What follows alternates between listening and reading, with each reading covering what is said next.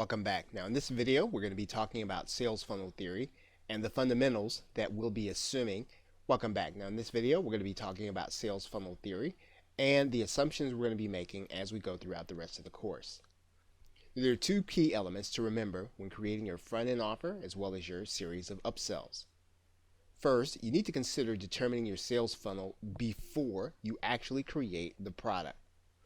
This will help you to answer the right questions in your front-end product with an eye toward what you will create for the back end. Second, you need to make sure to stick with the same theme throughout your product funnel.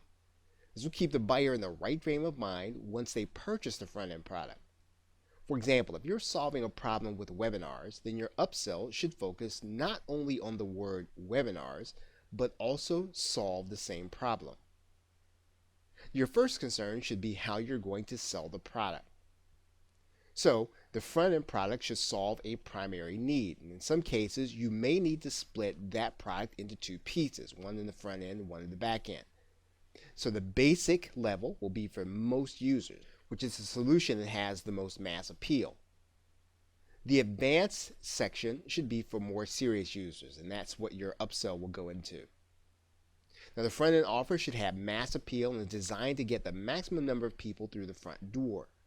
Now, you need to have a lot of value to solve that primary problem. So then the key to transitioning to creating an upsell is that the entire sales funnel should be linked together. And when you're doing that linking, when you start creating upsells, the upsell should actually enhance the user's experience. It should bring them closer to their dream or solving their problem. It should make solving the problem easier by enhancing what they already picked up on the front end. And it should take them to the next level that the front end product actually takes them to. For example, a typical upsell would be a template-based solution. So where you explained how to do something in the front end, you're going to actually give them templates that they can fill in the blanks and get started right away. A second offer. So in some cases where you are selling perhaps PLR, where their primary motive is to generate profit with the front end, you can give them another offer to double their profit. You can give them an automated solution. So where in the front end, you taught them how to solve a problem, and then in the back end, you give them some kind of automated or software solution that will help them to speed up the process. Whatever your topic is, you want to stay on the message throughout the funnel. The message of the overall concept should stay the same. And it has to be related to the front end when you're creating an upsell. So don't try to change their minds. Don't try to get them to think differently about the solution that you're presenting in the front end. If they had a mindset when they entered the funnel or they purchased the first product, you need to keep them in that mind frame. Keep them in the mind frame of trying to solve the problem that you invited them to solve by purchasing your front end product. And you have to also understand that the JVs pre-sold your front end. So they've already told them and put people in the mindset of solving the problem. So you do best with your funnel by keeping people in that same mindset with your upsell. So whatever your front end product actually solved and did, your upsell should be tightly related in solving the same problem or helping them to get to the same goal.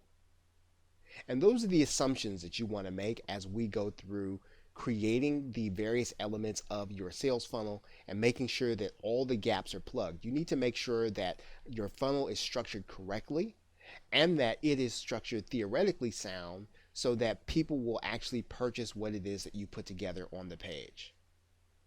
Okay, so with that, thanks, and I will see you in another video.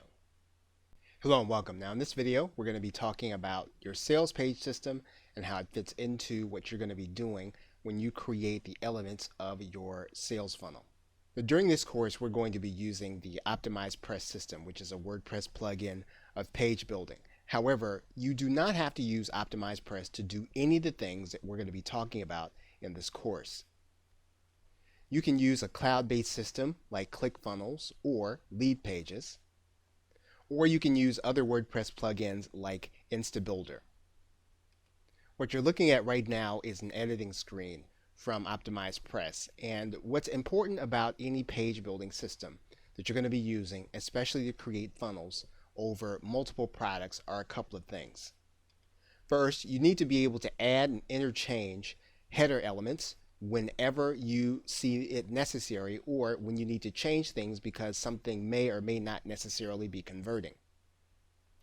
You need to easily be able to add elements from other pages, and as you can see here, you can clone certain elements, and you can do this in just about all the paging systems that I've mentioned. You can clone elements in one page and you can take them over and move them into another page, and that's important when you have to retain continuity between your offers. Lastly, you need to be able to add scripts to whatever paging system you're going to be using. In some cases, you're going to want to use a retargeting script. In other cases, you're going to want to use an exit pop, but you need to be able to add scripts to your pages so that you'll be able to maximize your sales funnel. And you should also be able to restore different pages from their previous state. Now again, you can do this in all the page building systems that we've mentioned, but this is important because you're going to need to make changes. Sometimes you're going to need to revert back to the original page if you find that something is not converting in the way that you want it to convert. So all of these pages can be created within HTML.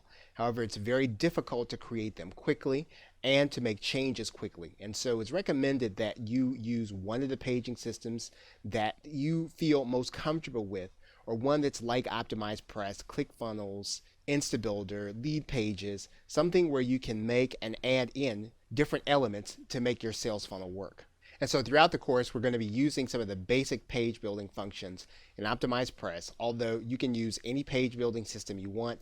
We're not going to use any premium systems, and in some cases, you'll be able to find better templates in the system you're already using. Lastly, this will not be a course on OptimizePress, so we will not get into the fine points of what you need to do with OptimizePress in order to make these things work.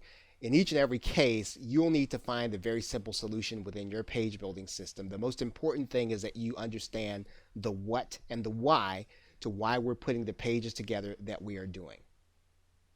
Okay, so with that, thanks, and I will see you in another video.